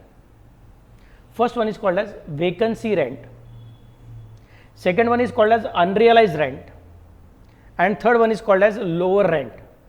मतलब मेरा पोटेंशियल, मेरी ताकत, और मेरा रियलिटी मतलब मेरा ट्रांजैक्शन, इन दोनों में फर्क आने के कारण क्या क्या रह सकते हैं? मेरी ताकत कितनी है? पर मंथ 75,000 कमाने की ताकत है, तो मतलब एनुअली कितना हो जाएगा? 80,000 इंटू 12 मतलब 7 कितना? 12,8 70 ना, तो 12,8 8,40,000 और ऊपर से 5,000 इंटू 12 मतलब 60,000। सो 8,40,000 प्लस 8 मतलब मेरा पोटेंशियल है 9 लाख रुपया कमाने का। एनुअल रेंट कितना हो सकता है मेरा? 9 लाख हो सकता है, लेकिन मैं कमा कितना रहा हूं? मैं सिर्फ 5 लाख कमा रहा हूं। तो सर आपने ऐसा क्यों किया? आपने 9 लाख कमा सकते थे लेकिन 5 लाख ही क्यों कमाया? तो उसके 3 कारण रह सकते हैं, तीनों ही रहेंगे ऐसा कुछ नहीं है, 3 में से कोई एक भी रह सकता है, फिर 3 में से कोई 2 भी रह सकते हैं। पहला कारण क्या रह सकता है कि सर मैं प्रॉपर्टी 75,000 के रेंट के हिसाब से ही चार्ज कर रहा हूं, लेकिन इस साल में पहले 5 महीने 6 महीने कोई टेनेंट आया ही नहीं था, तो प्रॉपर्टी में रेंट पे देने को तैयार था। मैंने बाहर बोर्ड लगा के रखा था, to let contact so and so, nobroker.com and magicbrick.com and 99acre.com, सब जगह पे अपलोड भी कर दिया था मैंने, देखो देखो हमारा प्रॉपर्टी देख। एजेंट लोग आते थे, प्रॉपर्टी देखने को कस्टमर आते थे, बट मेरा जो एक्सपेक्टेशन था वो और कस्टमर का जो एक्सपेक्टेशन था मैच नहीं होता था, तो मेरे रेंट पे नहीं दे सका। फिर बाद में एक टेनेंट आ गया, उसने एक्सेप्ट कर दिया, तो 6 महीने का रेंट मिल गया, फिर 7 महीने का रेंट मिल गया, 5 महीने का रेंट मिल गया, तो 5 लाख मिल गया मुझे। समझा मैं कैसे बोल रहा हूँ? अभी इस साल तो अभी टेनेंट आ गया, इसके अगले साल मेरा सब चलता रहेगा, there is no problem, but I was not interested in giving it on rent at a lower amount. समझा मैं कैसे बोल रहा हूँ? तो मैं कंसिडर करूँगा ठीक है द वेकेंसी पीरियड, मतलब यहाँ पे क्या हो गया, मुझे 9 लाख के जगह पे 5 लाख मिलने का कारण क्या है कि प्रॉपर्टी वॉज वेकेंट। समझा मैं कैसे बोल रहा हूँ? सेकेंड, नहीं सर मुझे 9 लाख के जगह पे 5 लाख मिलने का कारण क्या है, क्योंकि मेरा टेनेंट था और उस 75,000 के हिसाब से प्रॉपर्टी मस्त से जा रहा था। टेनेंट 1 महीना 2 महीना 3 महीना 4 महीना पैसा दे दिया उसने, उसके बाद में टेनेंट लॉक लगा के भाग गया।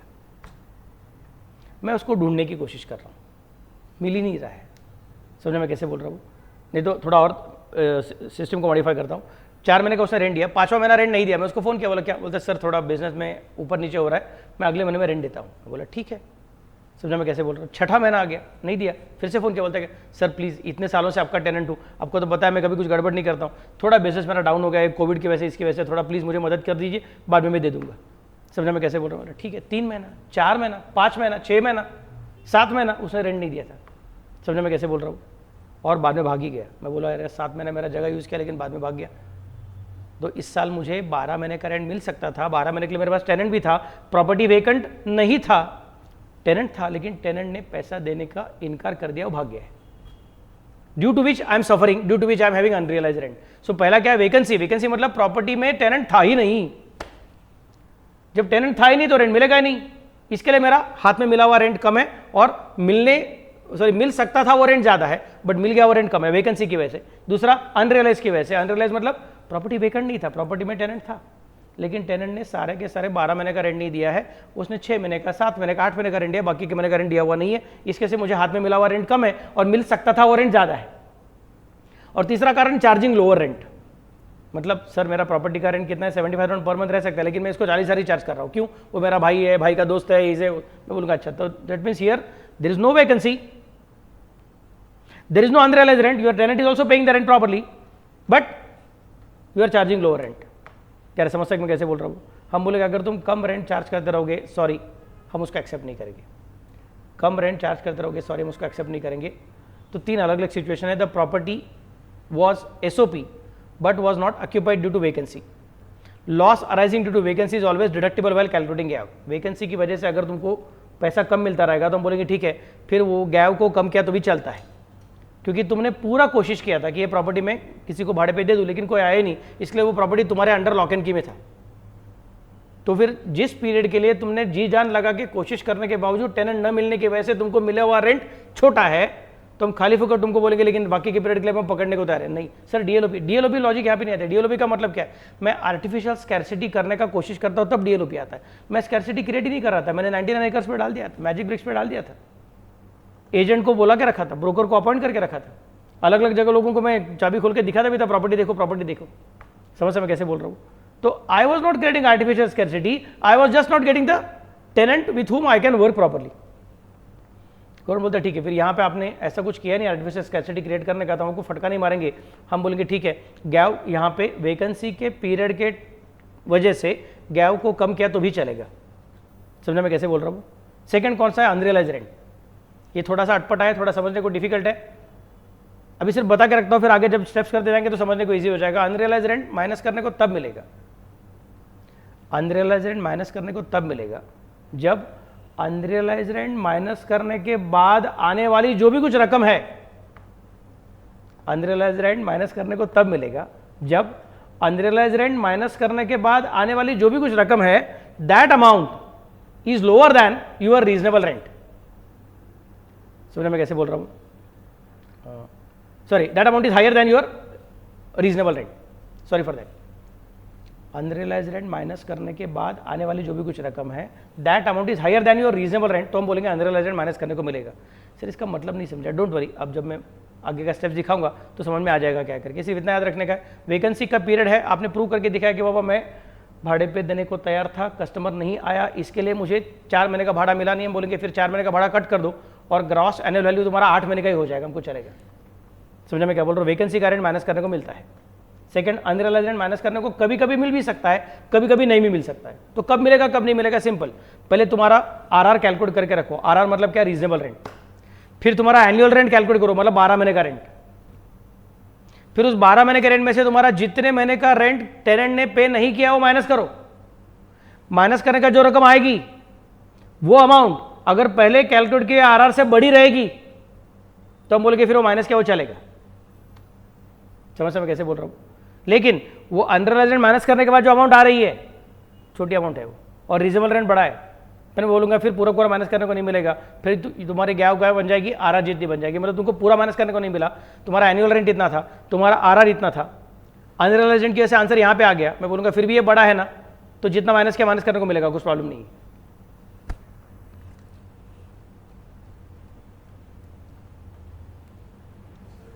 बोलिए।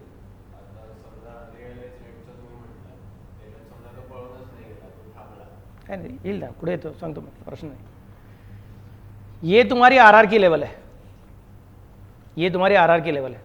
आरआर इतना है, मे भी 5 लाख में भी 6 लाख जो भी कुछ है वो। और तुम्हारी ये एएनआर की लेवल है। एएनआर मतलब क्या? Annual rent. समझा मैं कैसे बोल रहा हूँ? उसमें से तुम बोलोगे सर मैं वी माइनस करता हूँ, v माइनस करने का आंसर कितना आ सकता है? एक तो आंसर इतना आ सकता है, नहीं तो आंसर इतना आ सकता है, नहीं तो इतना भी आ सकता है. Answer can be either greater than R R और answer can be lower than R R और answer can be exactly equal to R R और answer can be lower than R R. कुछ भी रह सकता है. हम बोलेंगे कुछ फर्क नहीं पड़ता है, वी हमेशा माइनस करने को मिलता है, कुछ प्रॉब्लम नहीं है. समझा मैं कैसे बोल रहा हूँ? हमको उसका प्रॉब्लम नहीं है. सेकंड सिचुएशन, अब मैं क्या कर रहा हूँ, ए एन आर है मेरे पास और आर आर के लेवल मुझे पता है. ए एन आर में से पहले क्या माइनस करूंगा? यू आर माइनस करूंगा. यू आर मतलब क्या? Unrealise rent. तो मुझे कुछ ना कुछ मिल रहा है, वो क्या मेरा? ए आर मतलब क्या? Actual rent. क्या समझ सकते मैं क्या बोल रहा हूँ? ये जो रेंट है आपका, ये शायद आर आर से बड़ा है या फिर आर आर के जितना है या फिर आर आर से छोटा है. मैं बोलूंगा अगर वो आर आर से बड़ा है, ये आंसर बड़ा है, यहाँ पे आ रहा है आंसर, बोलूंगा ठीक है, फिर तुमको यू आर माइनस करने को मिल गया. सर वो माइनस करके यहाँ पे पहुंच गया, मैं बोलूंगा ठीक है, फिर भी यू आर माइनस करने को मिल गया. सर मैं इधर से माइनस करते करते ना इधर तक पहुंच गया सर, क्योंकि मेरा यू आर काफ़ी बड़ा था. मैं बोलूंगा फिर माइनस करने को नहीं मिलेगा, तुमको यहाँ पे रुकना पड़ेगा. You can't go below this, इसके बीच नीचे आना अलाउड नहीं है. समझा मैं कैसे बोल रहा हूँ? अभी भी समझा नहीं रहेगा तो डोंट वरी, प्रॉब्लम करने का टाइम समझेगा, आगे का वर्किंग करने का टाइम समझेगा. लास्ट पार्ट कौन सा तुम्हारा? Lower rent. मैं बोलूंगा लोअर रेंट कभी भी माइनस करने को नहीं मिलता, तू कुछ भी कर. क्योंकि हम बोलेंगे दुनिया में ऐसा कोई है ही नहीं कि जिसको दिखता है कि पैसा मिल सकता है लेकिन जानबूझ के पैसा कम लेता है. नहीं सर मुझे नहीं समझा था, तुम्हारा प्रॉब्लम है, मिस्टेक तुम्हारा है. हम तो विश्वास ही नहीं करेंगे क्योंकि there is a greater chance कि तूने बाकी का कैश में लिया रहेगा, हमको दिखाता नहीं रहेगा. समझना मैं कैसे बोल रहा हूँ? तो लोअर रेंट कोई चार्ज करते हैं, इस पर हम विश्वास रखने को तैयार नहीं है. वैकेंसी का डिडक्शन हमेशा मिलेगा. अनरियलाइज का डिडक्शन तब तक मिलेगा जब अनरियलाइज का डिडक्शन माइनस करने के बाद आया हुआ आंसर आर से बड़ा है. समझना मैं कैसे बोल रहा हूँ? और लोअर रेंट चार्ज करते रहोगे, माइनस करने को कभी भी मिलने वाला नहीं है. नेक्स्ट पार्ट, अभी आपका क्वेश्चन कि सर अगर टेनेंट भागा नहीं रहेगा, दुकान अपना घर के अंदर ही रहेगा तो उसको अनरियलाइज रेंट नहीं बोलते हैं. मैंने बोला था, अगर आपको याद रहेगा तो, कि सैलरी में बहुत सारे रूल्स हैं, हाउस होल्ड में एक ही रूल है, रूल नंबर 4, वो यहाँ पे आ गया रूल नंबर 4, कि रेंट को अनरियलाइज रेंट कब बोलने का. रेंट को अनरियलाइज रेंट कब बोलने का, उसके लिए रूल नंबर 4 है. और रूल नंबर 4 के अंदर 4 कंडीशन है. समझने में कैसे बोल रहा हूँ? रूल नंबर 4 के अंदर 4 कंडीशंस है. एक कौन सा था? टेनेंसी इज बोनाफाइड, मतलब वो जेन्युइन टेनेंसी है.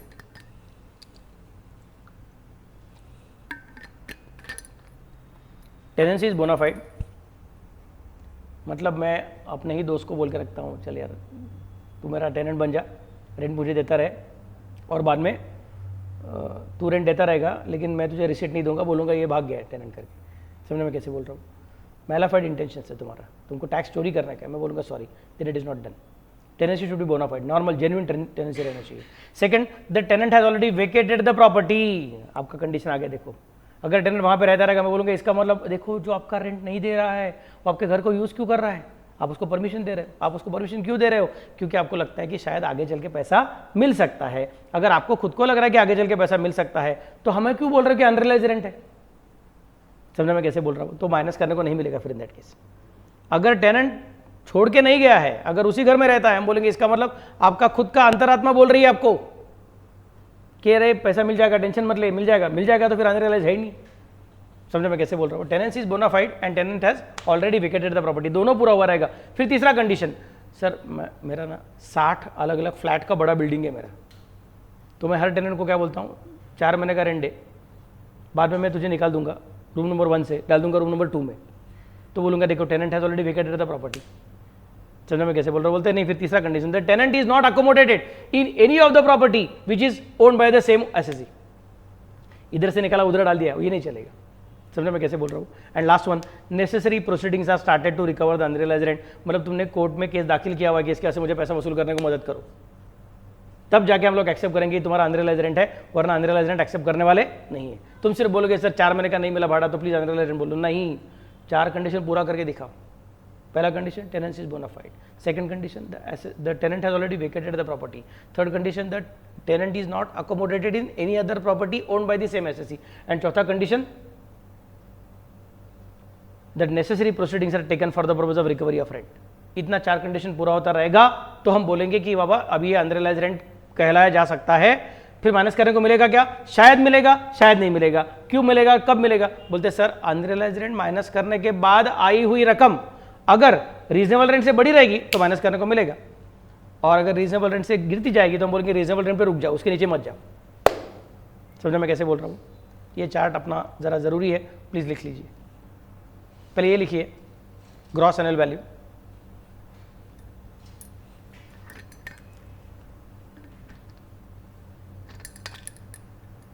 आज शाम को गैव का सब प्रॉब्लम खत्म हो जाएगा।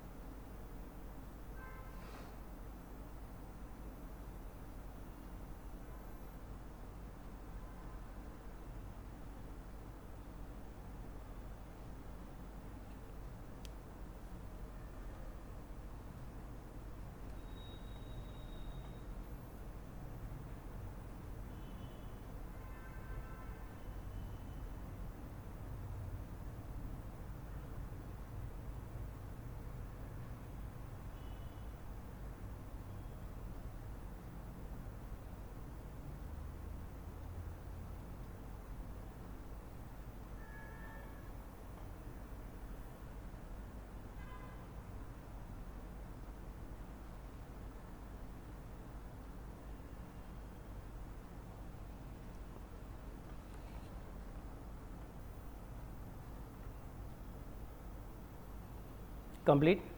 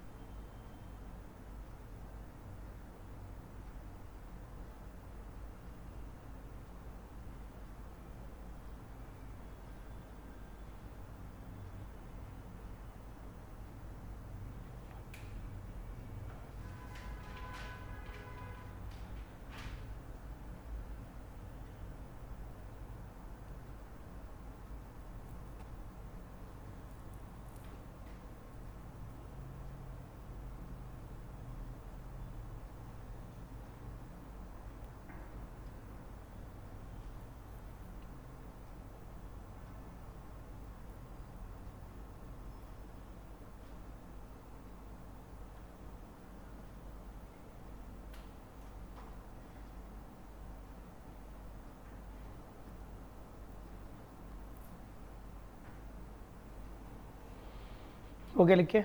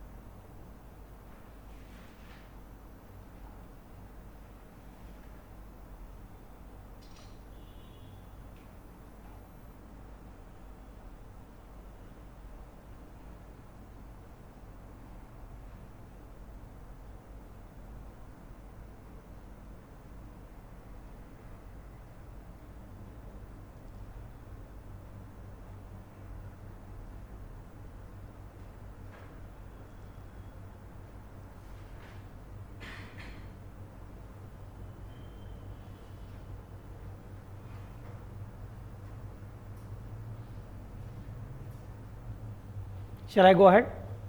घर के बच्चे, shall I go ahead?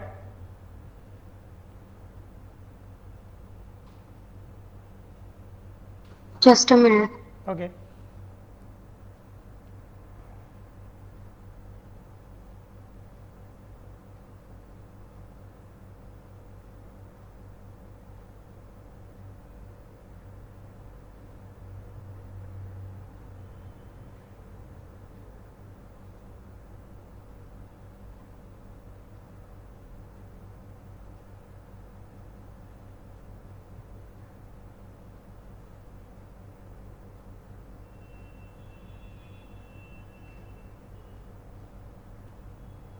10 sir. Okay. Let us now check basic working कैसे होता है. अभी हमने जो जो सीखा है, वैकेंसी का क्या होता है, अनरियलाइज का क्या होता है, लोअर रेंट का क्या होता है, उसका अल्टीमेट इम्पैक्ट कैसे होगा. तो how to calculate gap. These are the 12 steps to be performed for calculation of gap. Step number 1 is called as municipal value. What is the meaning of municipal value? Municipal value is the value of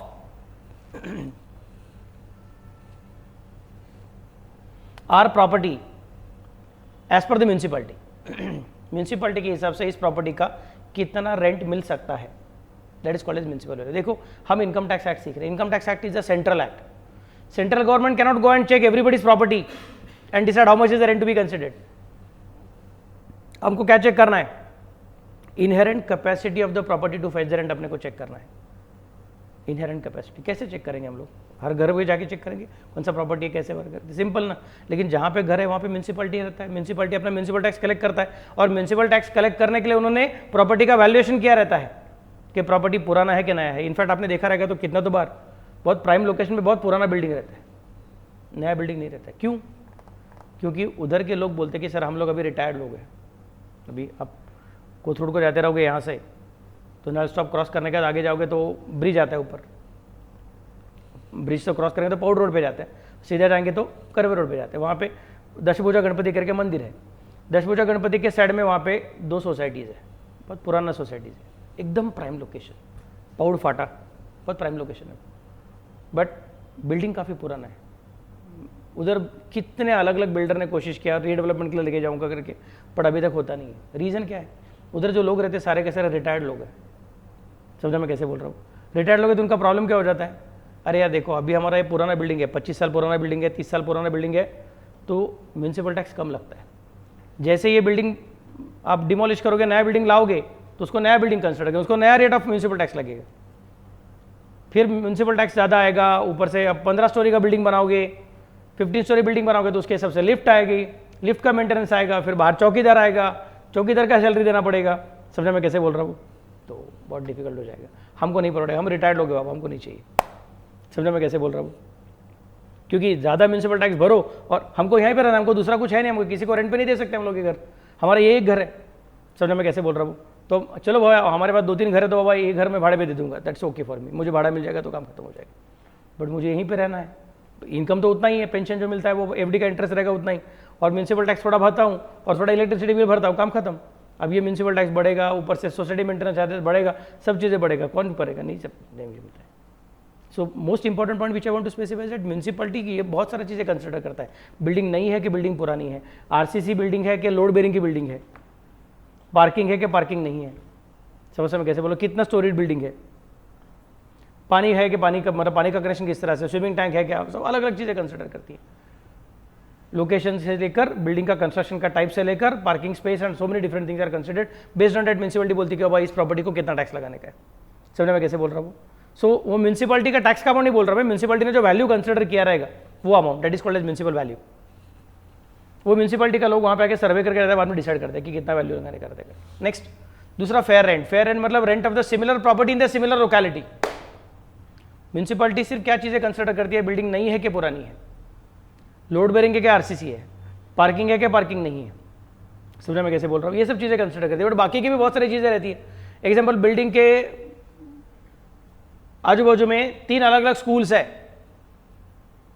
समझा मैं कैसे बोल रहा हूँ? 3 schools है 3 अलग अलग जगह पर से, तो सुबह के टाइम चाव चाव चाव चाव बच्चा लोगों का, और वो सब ट्रैफिक अलग अलग उनका, सब स्कूल बस और वो वैन और ये सब चीज़ें. 12 बजे फिर से एक बार, शाम को 5 बजे फिर से एक बार, पूरा ट्रैफिक डिफिकल्ट है. समझ मैं कैसे बोल रहा हूँ? बिल्डिंग के साइड में शमशान है, खिड़की खुलेगा तो शमशान. समझा मैंने? तो वहाँ पे क्या बरियल ग्राउंड है क्रिश्चियन लोगों का, मुस्लिम लोगों का. तो नहीं, बिल्डिंग नया है that is good, but side में क्या है? शमशान है. तो then in that case you will find that the property may not get. Building वही बिल्डिंग है लेकिन साइड में कौन रहता है? तेंदुलकर रहता है, सचिन तेंदुलकर. समझा मैं कैसे बोल रहा हूँ? तो in that case you will find that अरे यार इसका प्रॉपर्टी का रेंट चेंज हो गया. समझा मैं कैसे बोल रहा हूँ? बिल्डिंग अच्छा है लेकिन जो घर हम लोग बात कर रहे हैं उस घर में पहले 2 बार खून हुए थे. समझा मैं कैसे बोल रहा हूँ? डेंजरस चीज़ है. तो लोग बोलते नहीं बाबा वो घर में कुछ तो है, अपने को पता नहीं.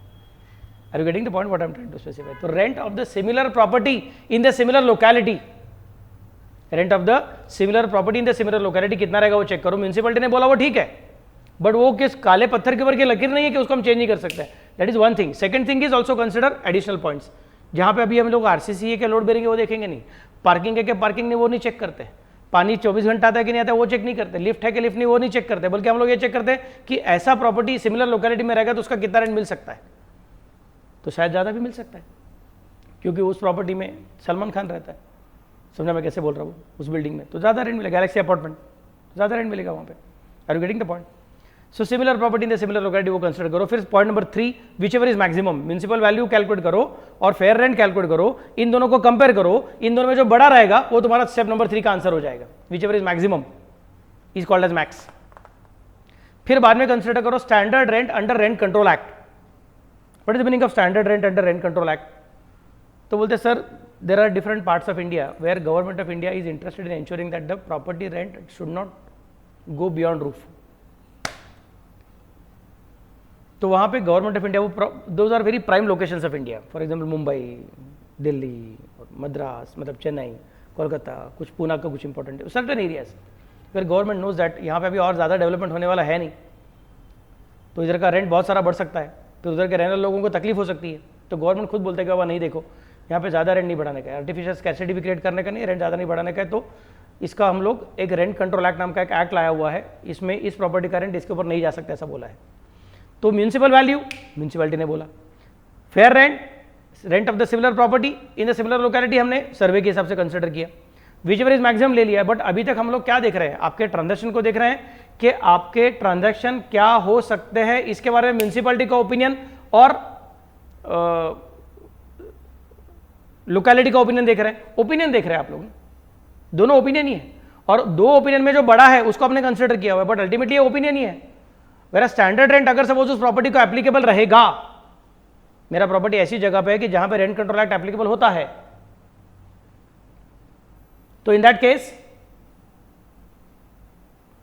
आप बोल रहे हो कि मैं इतना लगा सकता हूं, अरे लेकिन कब लगाऊंगा? जब मुझे रेंट कंट्रोल एक्ट परमिशन देगा तब लगाऊंगा। रेंट कंट्रोल एक्ट मुझे परमिशन नहीं देता नहीं इतना रेंट लगाने के लिए, तो मैं क्या करूं? नहीं सर आपके साइड का बिल्डिंग को लगता है तो आपको क्यों नहीं? अरे साइड का बिल्डिंग नया वाला बिल्डिंग है, उसको रेंट कंट्रोल एक्ट नहीं लगता है, मेरा पुराना बिल्डिंग है, इसको रेंट कंट्रोल एक्ट लगता है। समझा मैं कैसे बोल रहा हूँ? तो in that case I can not go on charging, भले ही उसका बिल्डिंग मेरे साइड में और मेरा लोकेशन ज़्यादा अच्छा है उसके मुकाबले, फिर भी उसका रेंट ज़्यादा रहेगा, मेरा रेंट कम रहेगा, क्योंकि न्यूली कंस्ट्रक्टेड बिल्डिंग है, उसको रेंट कंट्रोल एक्ट आज के हिसाब से लगाएगा। मेरा बिल्डिंग 50 साल पुराना बिल्डिंग है, उसको रेंट कंट्रोल एक्ट 50 साल पुराना बिल्डिंग रेट लगाएगा। आपने कभी देखा रहेगा तो आपके कोई दोस्त लोग वगैरह कोई रहेंगे मुंबई में, गिरगांव एरिया में रहते रहेंगे, तो वहाँ पे बहुत पुराना बिल्डिंग रहता है, बहुत पुराना, 50 साल पुराना, 60 साल पुराना, कभी कभी उसको लिखा भी रहता है कि डिलापाइडेटेड बिल्डिंग, धोखादायक इमारत, त्वरित खाली करा भी, ऐसा भी लिखा रहता है, फिर भी लोग वहाँ पे रहते रहते। क्यों?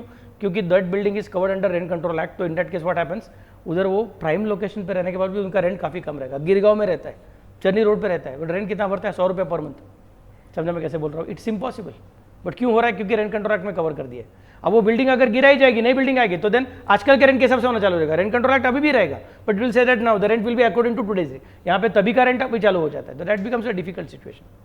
तो इसके लिए कानून क्या बोलता है? पहले म्यूनसिपल वैल्यू, बाद में standard rent whichever is maximum, and बाद में म्यूनसिपल वैल्यू, बाद में fair rent whichever is maximum, और बाद में स्टैंडर्ड रेंट।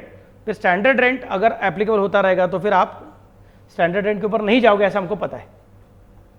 नहीं सर अगर वो कानून तोड़ता रहेगा तो ठीक है देखो, लेकिन हम लोग अभी तक क्या खेल रहे हैं? हम लोग इमेजिनेशन कर रहे हैं उसकी ताकत क्या रह सकती है। तो इमेजिनेशन में मत समझो कि वो कानून तोड़ने वाला पर्सन है।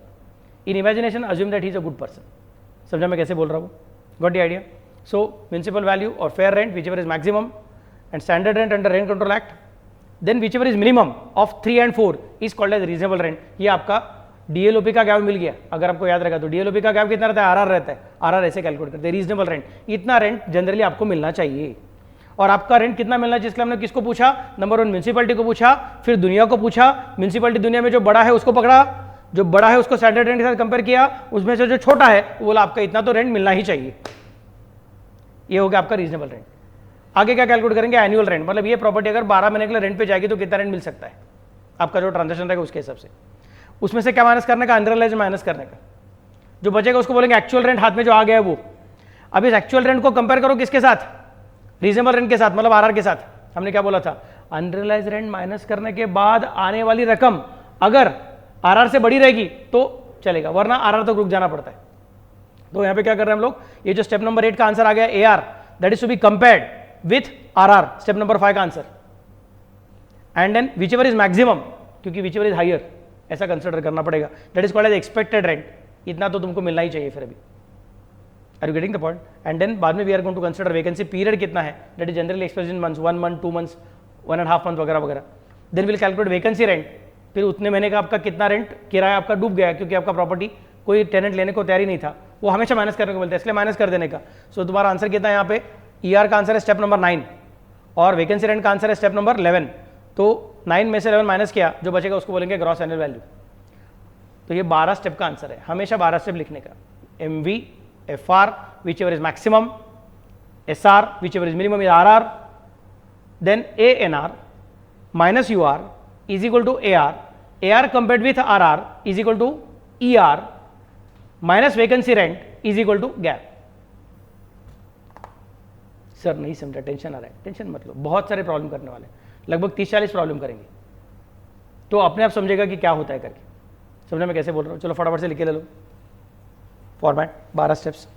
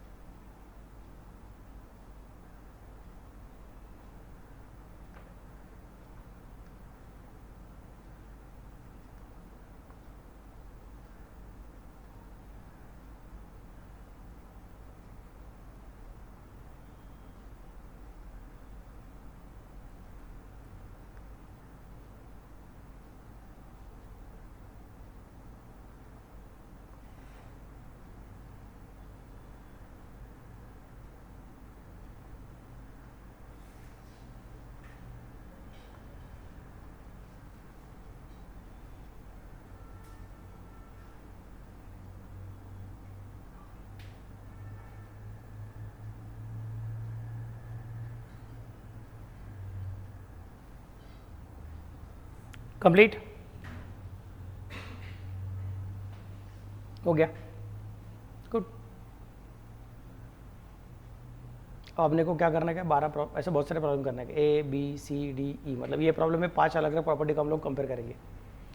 बाद में और है इसमें ए बी सी डी ई, फिर से 5 प्रॉपर्टी को कंपेयर, अलग अलग सिचुएशन का, कभी ये बड़ा कभी ये छोटा, तो it will be easy for you to understand exactly किस तरह से वर्किंग होता है, समझे क्या। तो बाद में ये एक प्रॉब्लम है, फिर आगे और ऐसे प्रॉब्लम है, बहुत सारा है यहाँ पे, तो A B C D F G तक है।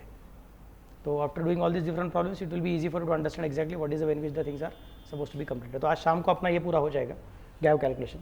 कल कौन सा दिन है, कल मेरे ख्याल से बुधवार है ना, आज मंगलवार है ना, नहीं आज बुधवार है, मतलब कल गुरुवार है और बाद में शुक्रवार है। ओके ठीक है, हो जाएगा, लेकिन अभी ज़्यादा कुछ टेंशन नहीं। बाद में एक इंटरेस्ट का ही सिर्फ लॉजिक सिखाने का रहता है, बाद में सीखने के लिए ज़्यादा कुछ प्रॉब्लमेटिक नहीं है, ये इंटरेस्ट का लॉजिक रहेगा, हो जाएगा। तो आज शाम को हम लोग गैव कंप्लीट करने का याद रखेंगे। ओके ठीक है, take a break and then you will have the lecture of Sali madam.